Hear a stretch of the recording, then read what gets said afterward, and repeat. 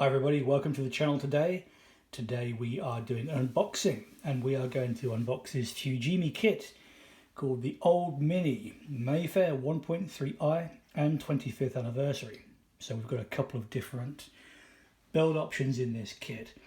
Normally I give the scale of these as well, and I'm pretty sure this is 1/24th scale, but it's not very clear on the box. Let's take a look. Let's have a look at the box.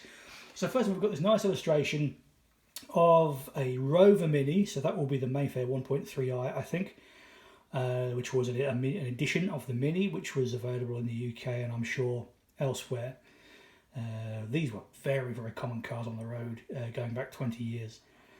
So it's an illustration of it next to a very big bridge. Not sure quite where in the world that's supposed to be, but pretty good. Unusual to have an illustration on the box cover showing the rear of the car. Interesting choice. This one we can see has plastic wheel trims on it, Rover badging and so on. So carrying on, we have the same illustration here. We've got the other version, which is the 25th anniversary, which I think would put it at 1984. 1959, 1984, that's 25 years, isn't it? I'm pretty sure. With different style wheel trims on it. And the Austin Rover grille, that brings back memories, it really does. Austin Rover Mini, yeah. Same illustration on the end here. Again, there's a serial number with 1/24 in it, so I'm sure it's 1/24th. They just haven't made a big deal of that. A paint colour guide there, although those serial numbers and things don't really help unless you are familiar with that alphabet. General stuff there, nothing on the bottom of the box. It is a lift-off lid type box, which is my favourite type of box. So what have we got? There's not that many parts actually, relatively sparse number of parts in here. What do we get? Don't need a knife. Don't even need a knife. Let's have a look at that Mini body. That looks pretty good. The Mini, the original Mini, is a very, very hard shape to get right for modelers or model kit companies, die-cast manufacturers and so on. This one looks pretty good to me. That sort of bulge to the boot. Yeah, these sort of cute, chubby little corners. That looks fairly good. That bonnet line, hood line and front wings, front fenders, again looks fairly good. Just wondering if the windscreen is a little thick along the top. Maybe, not sure. Looking pretty good, I would say to that. Yeah, big chunk to remove from the middle there, but that shouldn't be the hardest job in the world, really. Great, quite nice. So you can see there's a cutout in there already, so you can actually presumably cut that out and fit a sunroof if you want to do that. Nice, good little stock Mini body like that. Okay, what's next up then? Let's go in here. So we have, just to keep things exciting, I've chosen one of my blunt knives today to do this with, apparently. Okay, so we've got pretty nice detail. Straight away I'm seeing these nice interior panels, door panels, and the panels that go alongside the rear seat. Nice curvature to them. Remember, the Mini was a small car, so we would expect those to bulge outwards on a modern car. They kind of bulge inwards. They're concave on the Mini, just so you've got some elbow room. Nice door bins there, and I guess a bin also for the rear seat. They don't seem to have backs to them, so make a note. You're probably going to want to paint the sides, the interior sides of the body black or something, so that you've not got bare plastic shining through you there. Indication of the sort of ribbed fabric and door handle, window winder there. Pretty good. Front seats there. Quite chunky looking front seats actually. Indication of the bottom of the engine and the front subframe there. This is a curbside kit, so there's no full engine detail. Rear seat. Looks like we've got front brake discs with calipers there. That's nice. I guess those are just the rear drums. Rear subframe is separate. That looks suspiciously like a Monte Carlo rally pack, which makes me think this might have been issued as a rally car before. I wouldn't be at all surprised. Often happens to Mini kits. Right, now there's a staple on this one, that makes life easier. So on this one we have the main base plate chassis frame. You can see where the subframes go on there. Basic underside detail, not bad at all. Indication of, I think, the brake lines there. It's a front-wheel drive car, so there's not really much going on at the back end of a Mini, really, apart from that simple suspension. Yeah, we've got a separate exhaust and silencer piece there. great.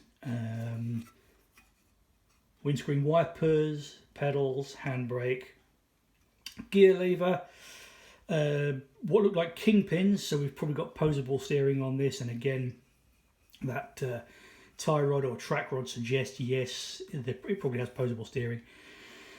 We've got a couple of steering wheels here. I'm assuming that's probably an old style one. That looks like a sports style wheel. We've got this fatter looking steering wheel. I guess that's the Rover era steering wheel. Probably not with an airbag though still. Two dashboards as well.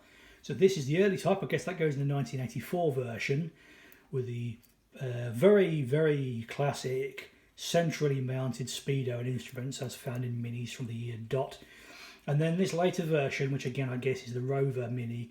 I don't think I ever travelled in a Rover Mini, so I can't remember what they're like, but this is obviously a much more modern setup with a gauge cluster in front of the driver. Good heavens. Talk about modern, eh? Right, clear pieces that I'm going to leave in the bag, as I always do. You can still see what's going on pretty well. One piece glazing unit there with all windows, including side windows included.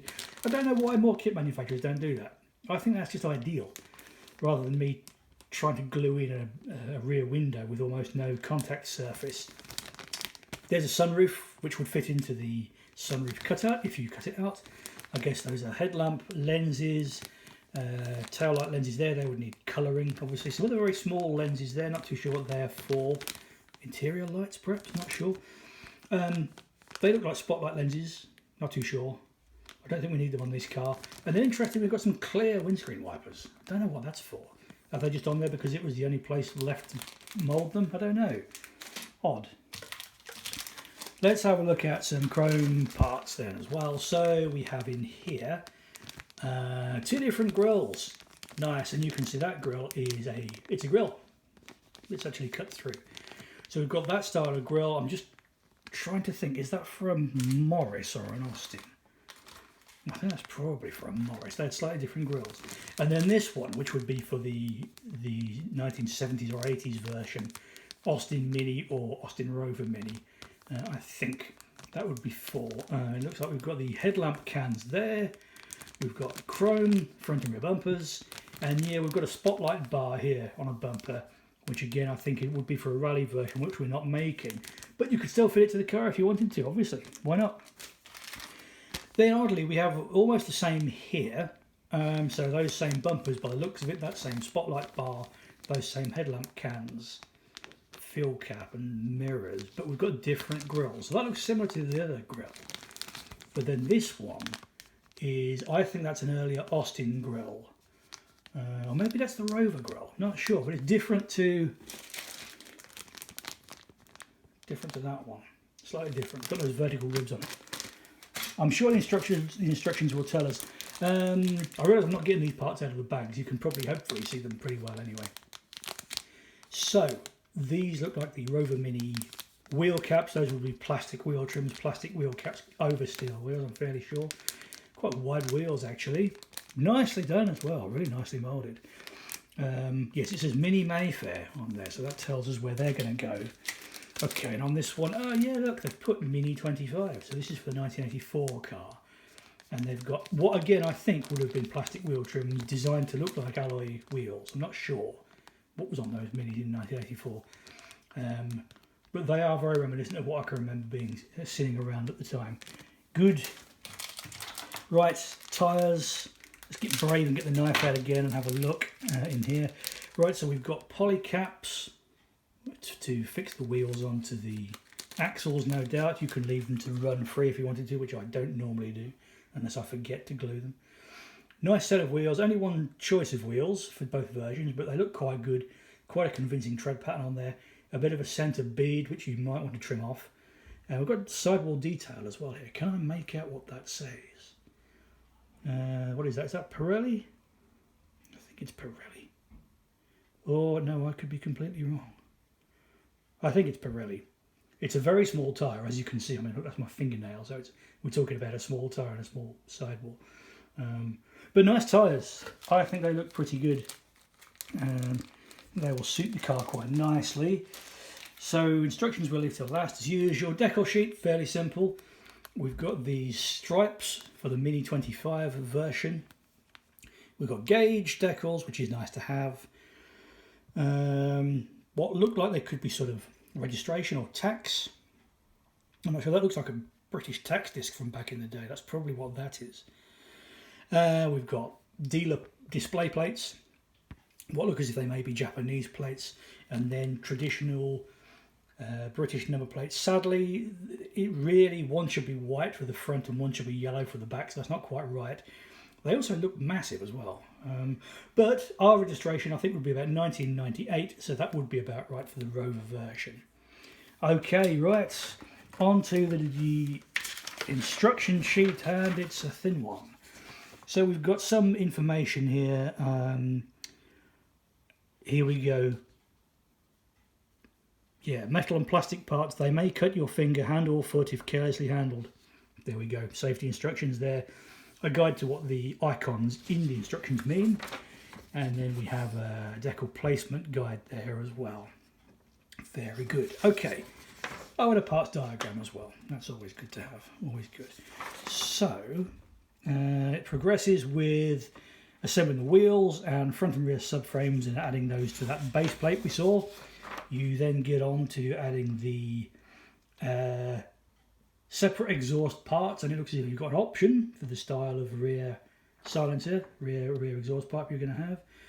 Yeah, painting and putting in the rear seat pieces, and then fitting the front seats, side panels, dash, steering column, steering wheel, pedals, etc. Optional steering wheel there, as we saw. Probably a couple of other options in there as well by the looks of it. Yeah, it looks as if they are all or both right-hand drive dashboards, so there's no left-hand drive version. Okay, looking all pretty good there. And then we're on to glazing into the body shell. They suggest then going on with the sort of final trim and so on. Again, two different versions there, different grills and so on. And at the back, the different shaped or sized number plates depending on what variant you want to do, and final assembly. They're suggesting doing that before you assemble the main sub-assemblies, which I don't normally do. Here we go then. Yeah, so the body, etc. The assembled body goes on the assembled base and chassis. Rear bumper goes on with a rear fog light, I guess that would be. So yes, that would be to recreate the Rover Mini. British market has to have a red rear fog light. Oh, okay. And then they're saying you can fit, this is an optional part, yeah, with the spotlights. In fact, you can even remove the middle two. Or you have to remove the middle two. I don't know. I suppose you can do what you want, can't you? And then it's, yeah, just the mirrors to go on then. And you're done. So it's a simple job. I think it looks pretty good. It's nice to have a bog standard car rather than a racing version. Just something that for me personally was something that I just, there'd be one on every street when I was a little kid. So just to be able to make a model of a bog standard good old Mini is going to be really good fun. Yeah, can't wait to get started on this one. Thanks very much for watching.